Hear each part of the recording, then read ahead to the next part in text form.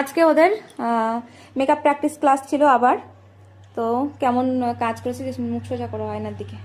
হ্যাঁ, তো আজকে সুস্মিতারা কাজ আগের দিন তোমরা দেখেছো, আর আজকের কাজ দেখো সেকেন্ড দিনের প্র্যাকটিসের কতটা ডিফারেন্ট। আমি একটু দেখাই ক্লোজে। এটা হচ্ছে আই মেকআপ করে, চোখ বন্ধ করো।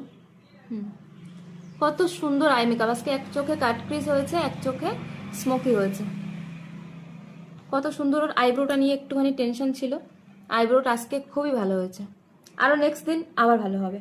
যত প্র্যাকটিস করবে তত তোমার কাজের ফিনিশিং আসবে, কাজ ভালো হবে। আজকে কি একটু খুশি লাগছে? মুখটা দেখে কেমন মনে হচ্ছে? তোমাকে টেনশনে আছো নাকি?